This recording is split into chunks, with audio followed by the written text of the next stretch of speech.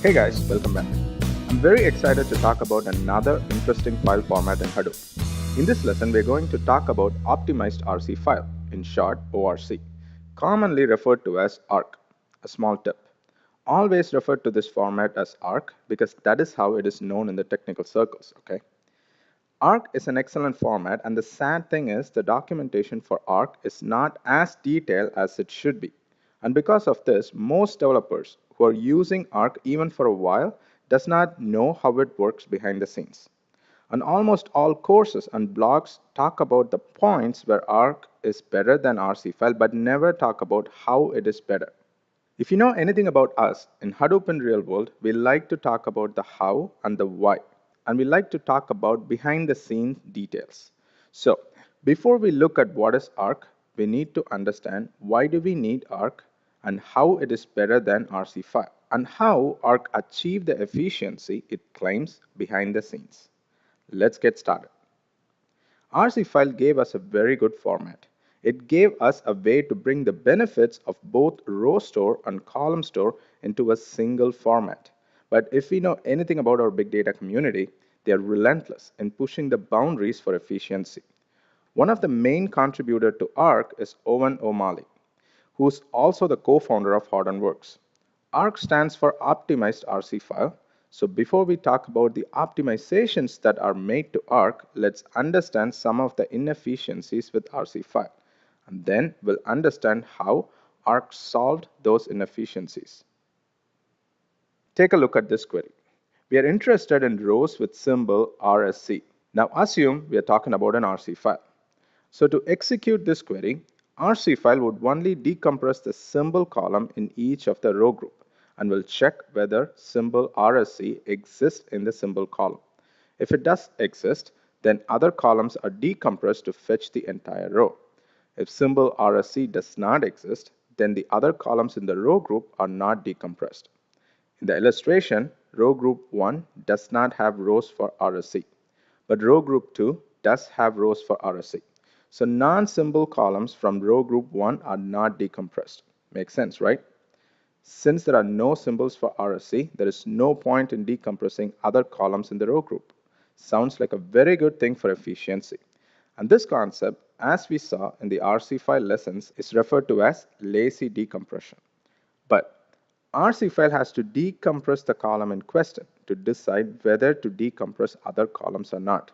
Meaning, it has to scan each row group and decompress each symbol column in each row group. It cannot skip any row group. Wouldn't it be nice for RC file to skip row group 1 without decompressing symbol column in row group 1? It would be great, but RC file can't do that because it has no built-in intelligence to do so. Inefficiency number 1.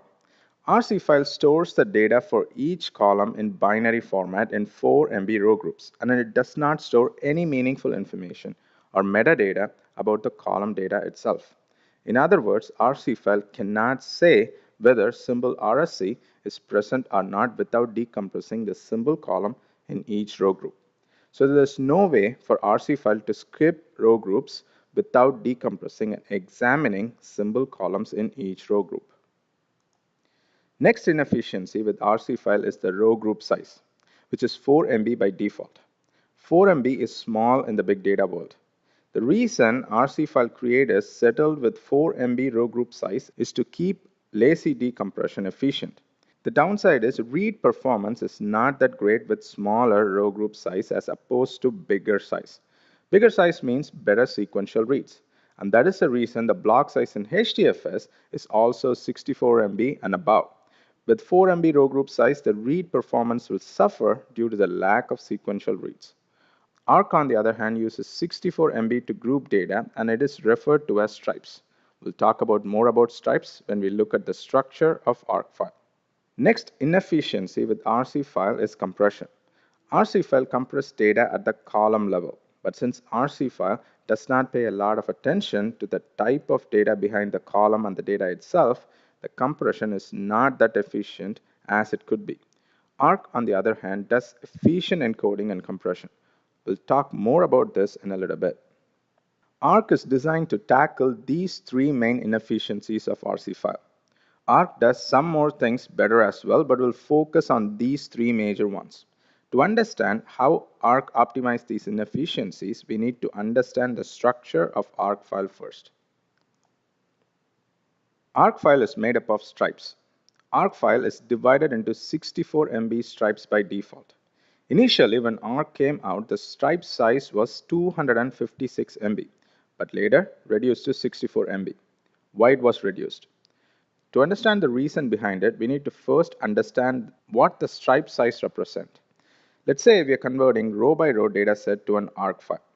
ARC need to read the contents and convert the data stored in row major format or row store format to column major or column store format.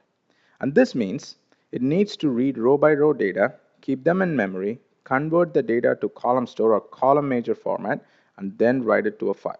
The stripe size that you see here is actually the size of the buffer in memory, not the size of the stripe itself. Most developers don't realize this distinction. Even ARC documentation doesn't explicitly point out the difference. When we say size of the stripe is 64 MB, we are saying ARC during the write process will hold up to 64 MB in memory before it commits or write the data for the stripe in the disk. Since the data and memory will be compressed, the resulting actual size of the stripe will be less than 64 MB. We'll demonstrate this in action in the next lesson. Now to the reason why the size of the stripe, or more precisely the size of the buffer required to create the stripe, is reduced from 256 MB to 64 MB. When we are writing an ARC file, we usually have multiple mappers parallelly working on writing to the file. Each mapper will work on its own block or input split of the file that we are trying to convert and convert the contents into ARC format. 256 MB is a lot of memory, especially when multiple mappers request 256 MB at the same time during the write process. There is a good chance the operations will result in out of memory. And that is exactly what happened to a lot of customers using ARC in their production environments when the size of the buffer to create stripe was 256 MB. So the size of the buffer was reduced to a more manageable 64 MB in the later releases of ARC to avoid out-of-memory issues. Within each stripe, column data is stored together in columnar fashion. Column values are stored in binary and each column is compressed. Now let's talk about the most interesting concept in ARC, indexes. Indexes in ARC are nothing but statistics about each column. An index will have min and max value for each column and also the sum values for each column. ARC has indexes at three levels: file level, stripe level, and row level. So a file level index will have min, max, and sum value for each column for the entire file, and this is at the file level. A stripe level index will have the min, max, and sum value for each column within each stripe, that is at the stripe level. Within each stripe, a row level index is created for every 10,000 records. So for every 10,000 records within each stripe, a row level index will be created, and it will have the min, max, and sum of each column for every 10,000 records. Each set of 10,000 records is referred to as a row group in ARC.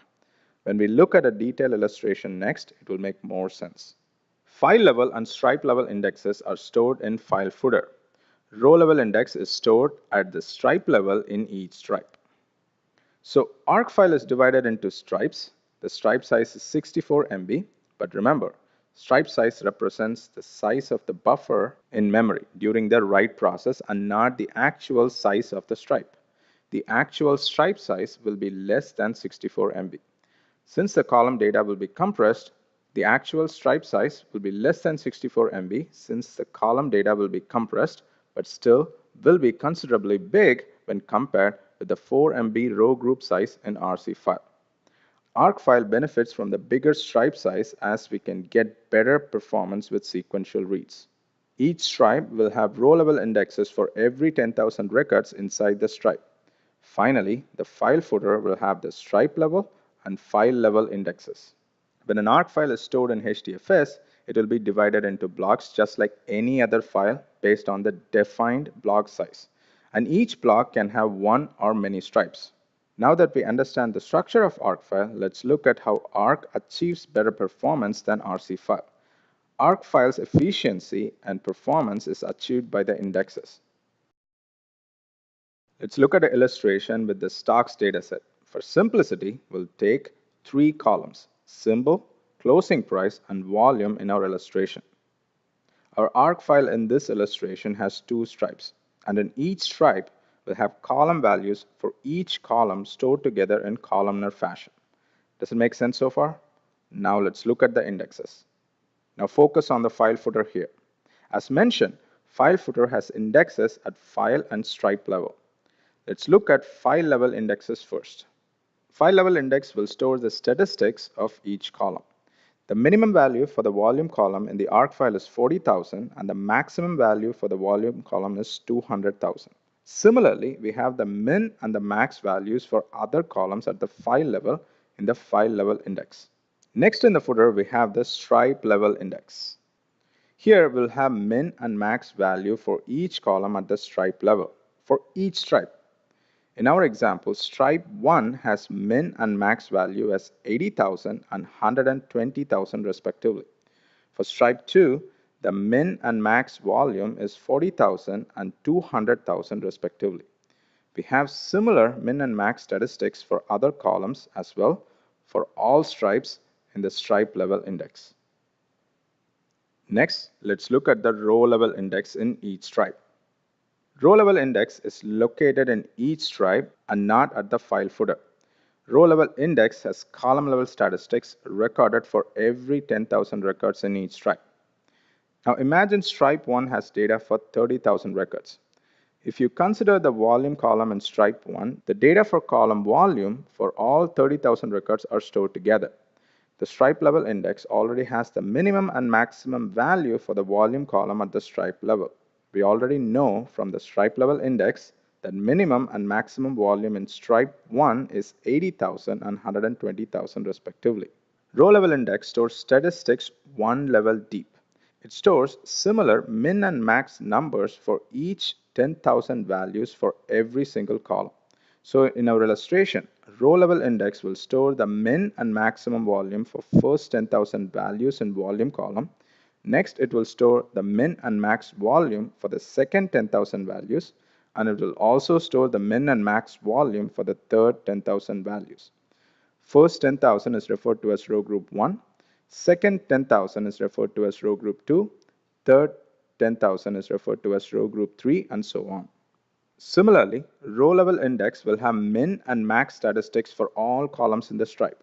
Again, row level index is stored at the stripe level, which means each stripe will have its own row level index. Now let's see how predicate pushdown works with ARC files. The where clause in the query is referred to as predicate. Predicate pushdown means how the filter condition is evaluated at runtime down the file and its stripes. Consider this query. Select all records with volume greater than 130,000. ARC file will look at the indexes. First, it will look at the file level index which is stored in the file footer. From the file level index, we know that this file has records with volume between 40,000 and 200,000. Our query is trying to get all records with volume greater than 130,000, which is certainly between 40,000 and 200,000, which means this ARC file has the records we are looking for. Now imagine in our query we are trying to get all records with volume greater than 400,000. From the file index again, we know that 400,000 is outside the range of this file. So we don't have to look at other information inside the file. We can simply skip the file. If your dataset is 1 GB and if you can skip the dataset intelligently without looking at any information other than the file index, that is massive efficiency, correct? Back to the original query. We have identified this file has records with volume greater than 130,000 from the file index.